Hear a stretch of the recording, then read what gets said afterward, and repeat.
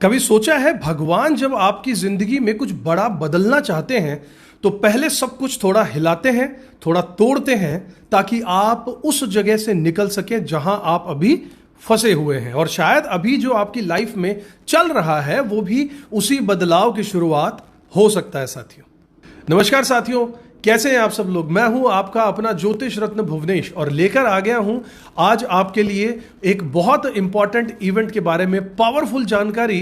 थोड़ा इंटेंस और ऑनेस्टली कहूं तो थोड़ा सा डेंजरस भी इसे आप कह सकते हो। एक ऐसे गोचर की हम बात करेंगे जहां मंगल का राशि परिवर्तन 2 अप्रैल 2026 को हो रहा है। लेकिन आज का ये वीडियो सिर्फ मंगल राशि बदल रहा है इस तरीके का इतना सिंपल ही नहीं है, बल्कि आज हम बात करने वाले हैं मंगल और शनि के टकराव की, चार ग्रहों के एक घर में आने की, उनकी युति बनने की, और ये एनर्जी आपके जीवन को क्या अप हेवल करने वाली है, किस तरफ लेकर जाएगी, अच्छा करेगी, बुरा करेगी, क्या होने वाला है, क्या एहतियात बरतनी है, क्या उपाय किए जाना चाहिए, पूरी गहराई से बात करेंगे। साथियों बने रहिएगा इस वीडियो में, क्योंकि हम लेकर आते हैं आपके लिए इस तरीके की जानकारी वीडियोस। अगर आपने चैनल को सब्सक्राइब नहीं किया तो जरूर कर लीजिएगा, बेल आइकन प्रेस कर दीजिएगा। साथियों आगे बढ़ते हैं, ध्यान से सुनिएगा साथियों, क्योंकि ये वीडियो आपके लाइफ डिसीजन तक को अफेक्ट कर सकता है। पूरे गहराई से सोचिएगा साथियों क्या हो रहा है। मंगल का गोचर जो है इसके बारे में कुछ बेसिक चीजें बता देता हूं। 2 अप्रैल 2026 दोपहर 3:37 पर मंगल कुंभ राशि से निकलेंगे और मीन राशि में पाइसेस साइन में जाकर प्रवेश कर जाएंगे और यहां लगभग 39 डेज 39 दिन तक रहेंगे, यानी 21 मई 2026 तक यहां पर रहने वाले। अब यहां पर एक बहुत ही इंपॉर्टेंट बात समझनी होगी। मंगल जो है वो कोई साधारण ग्रह तो है नहीं, ये है ग्रहों के सेनापति, फायर एलिमेंट, अग्नि तत्व के स्वामी होते हैं, एक्शन से भरे हुए होते हैं, एनर्जी से भरे हुए होते हैं, करेज यानी कि साहस से भरे होते हैं, अग्रेशन, गुस्सा, सब चीजों से मंगल ओतप्रोत हैं, भरे हुए हैं और ये सब कुछ आपको देते हैं। ज्योतिष में मंगल रिप्रेजेंट करते हैं साहस को, पराक्रम को, एनर्जी को, ब्लड को, सर्जरी को, पुलिस को, आर्मी को, कॉम्पिटिशंस को, मशीन्स को, इंजीनियरिंग फील्ड को, व्हीकल्स को और छोटे भाई बहन। और यहां पर एक ट्विस्ट भी समझिएगा साथियों, मंगल को क्रूर ग्रह भी कहा जाता है, लेकिन जब यह सही जगह पर आता है तो वही मंगल आपको शत्रुओं पर विजय, ऋण से मुक्ति और जमीन जायदाद का लाभ भी दिलाकर जाता है। यानी एनर्जी वही होती है, डायरेक्शन बदलते ही रिजल्ट बदल जाते हैं साथियों। अब इस गोचर की सबसे खतरनाक बात, असली खेल जहां से शुरू होगा वो समझिए। मीन राशि में जहां पर ये आ रहे हैं पहले से ही वहां पर कौन बैठा है? शनिदेव। और अभी कुछ समय तक सूर्य भी वहां पर रहने वाले हैं 14 अप्रैल तक। तो 11 अप्रैल को बुध भी मीन राशि में आ जाएंगे। मतलब एक चतुर्ग्रही योग यहां पर बनने वाला है, एक ही घर में 4 ग्रह। और सबसे इंपॉर्टेंट बात है मंगल और शनि का संयोग यहां पर बन रहा है।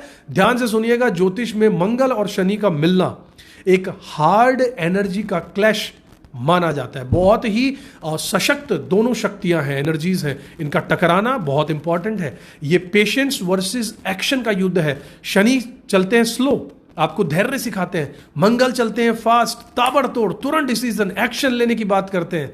ब्रेक भी लगाना है और एक्सेलरेट भी करना है, गाड़ी को भगाना भी और रोकना भी एक साथ। और लगभग 15 से 19 अप्रैल के बीच में दोनों लगभग एक ही डिग्री पर भी होंगे, यानी पीक इंटेंसिटी रहने वाली है। नक्षत्र का भी यहां पर बहुत गहरा खेल होगा साथियों, बहुत इंपॉर्टेंट है। थोड़ा डीप अगर हम चलें तो मंगल जब मीन में आ जाएंगे तो सबसे पहले क्या होगा? पूर्व भाद्रपद नक्षत्र के चतुर्थ पद में रहेंगे, जिसके स्वामी है गुरुदेव बृहस्पति देव और देवता है अजेकपाद, रुद्र स्वरूप जो इनका है वो। ये नक्षत्र क्या करता है साथियों? ये पुरानी चीजों को तोड़ता है, पुराने बंधनों को जला देता है, खत्म कर देता है और एक नई शुरुआत की बात करता है। यानी कि लाइफ में कुछ चीजें खत्म होंगी लेकिन उसी से कुछ नया रास्ता भी बनेगा साथियों।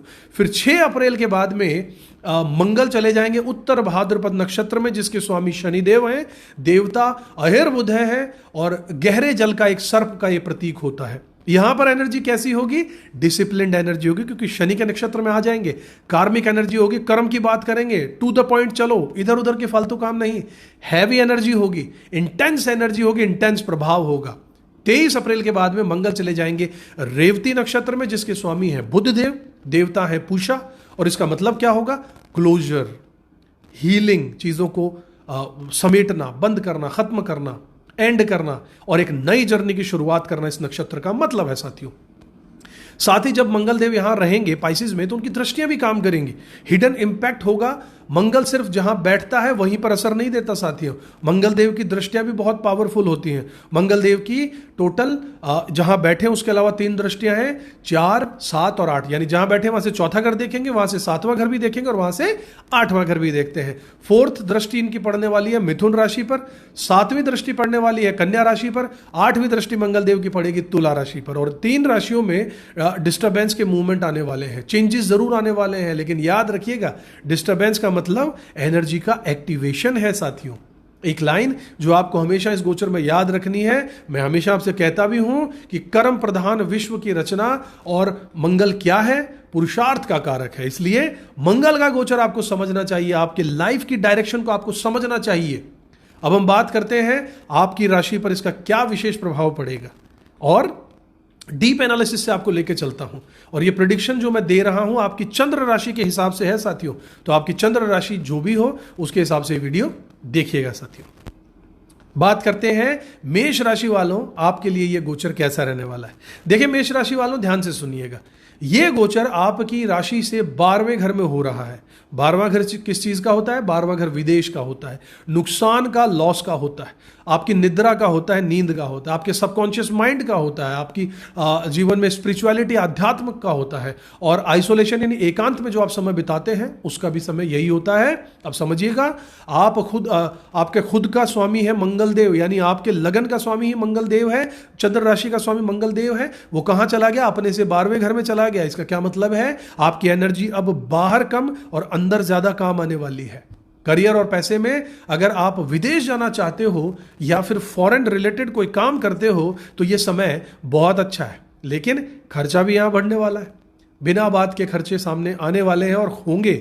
सावधानी क्या बरतिएगा, गाड़ी चलाते समय ध्यान रखिएगा, आंखों से रिलेटेड कोई इश्यू हो सकता है, ध्यान रखिएगा। स्लीप डिस्टर्बेंस यानी आपकी नींदें उचट सकती हैं, नींद का साइकिल बिगड़ सकता है, कम नींदें आएंगी या फिर दिन में नींद आने वाली है, कहीं ना कहीं नींद का साइकिल बिगड़ेगा, स्लीप डिस्टर्बेंस होगा। और सबसे इंपॉर्टेंट, हिडन एनिमीज आपके एक्टिवेट हो जाएंगे, छुपे हुए शत्रु आपके एक्टिवेट हो जाएंगे। लेकिन एक पावरफुल साइड भी है इसकी साथियों, पूर्व भाद्रपद नक्षत्र की एनर्जी जो है वो आपको स्पिरिचुअल स्ट्रेंथ यहां पर देने वाली है, आप आध्यात्मिक होने वाले हैं। और जीत आपको कहां मिलेगी, मंगल की 7वीं दृष्टि जो है वो आपके 6ठे घर पर पड़ रही है, जो शत्रुओं पर विजय का घर है, रोग से मुक्ति का घर है। इसलिए मंगलदेव आपको वहां पर हील करने वाले हैं। नौकरी की, प्रोफेशन की, काम की बात करूं तो काम थोड़ा धीमा लगेगा, लेकिन बैक एंड में प्रोग्रेस आपके जरूर चलती रहेगी। रिसर्च के फील्ड में अगर आप हैं, डेस्क जॉब अगर आप करते हैं, टेबल पे बैठ के आपका काम है कंप्यूटर वगैरह का, तो इनके लिए ये अच्छा समय रहने वाला है साथियों। रिलेशनशिप की बात अगर करूं तो इमोशनल डेप्थ आपकी रिलेशनशिप में बढ़ने वाली है, लेकिन एक्सप्रेशंस में दिक्कत आएगी। यानी आप पार्टनर एक दूसरे को समझने लगेंगे, लेकिन आप अपनी बातों को दिल से कहेंगे तो शायद उन तक ना सही पहुंच पाए, एक्सप्रेशंस में दिक्कत यहां पर आ सकती है। आपके पार्टनर के पास्ट को लेकर आप डाउट आपको हो सकता है कि ये मेरे रिलेशन से पहले इनका क्या रिलेशन था, इस बारे में कुछ आपको शंका दे सकता है ये मंगल। शादी के बारे में बात करूं तो लाइफ पार्टनर की हेल्थ को कंसर्न हो सकता है, उनकी हेल्थ का ध्यान रखना होगा। थोड़ा मतभेद दोनों में हो सकता है, लेकिन अंत में समाधान जरूर मिलेगा, चीजें स्थिर हो जाएंगी, बैलेंस हो जाएंगे साथियों। अगर आप विद्यार्थी हैं और अगर फॉरेन एजुकेशन करना चाहते हैं, साइकोलॉजी के स्टूडेंट हैं, एस्ट्रोलॉजी के स्टूडेंट हैं, ज्योतिष पढ़ना चाहते हैं, गूढ़ विज्ञान पढ़ना चाहते हैं, स्पिरिचुअल फील्ड में अगर आप एजुकेशन ले रहे हैं, तो ये बहुत अच्छा समय आपके लिए रहने वाला है साथियों। हेल्थ की अगर बात करूं तो आपकी बाईं आंख, लेफ्ट साइड की जो आई है उसका ध्यान रखिएगा, अपने पैरों का, फीट का ध्यान रखिएगा, अपने स्लीप के इश्यूज का ध्यान रखिएगा, नींद के साइकिल का ध्यान रखिएगा साथियों। मोबाइल का यूज कम से कम कीजिएगा, खासकर रात में तो साइड में रख के सो जाइएगा। अब बात करता हूं कि क्या उपाय करने चाहिए साथियों। मंगलवार को गुड़ और गेहूं के आटे के लड्डू बनाकर गाय को खिलाइएगा, बहुत अच्छा उपाय। हनुमान जी को लाल फूल चढ़ाइएगा, गुड़ और चने का भोग लगाइएगा, बहुत अच्छा रहेगा साथियों। इसी तरीके से आप अगर उपायों को करते हैं तो ये एनर्जीज आपको उतना परेशान नहीं करेंगी जितना कि ये आपके लिए हो सकती है।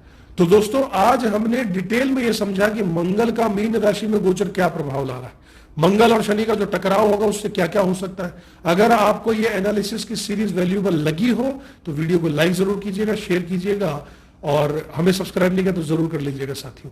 कमेंट बॉक्स में जरूर बताइएगा कि आपकी राशि कौन सी है और अभी लाइफ में आपके चल क्या रहा है। जब लोग पढ़ते हैं कमेंट्स को तो अच्छा लगता है, प्लस कुछ सीखने को मिलता है आपके साथ जो हो रहा है उन घटनाओं को जानकर। मैं हूं आपका अपना ज्योतिष रत्न भुवनेश। मिलूंगा अगले किसी वीडियो में, तब तक के लिए खुश रहिएगा, अपना कर्म करते रहिएगा, ऊपर वाले में विश्वास जरूर रखिएगा साथियों। जय श्री राम।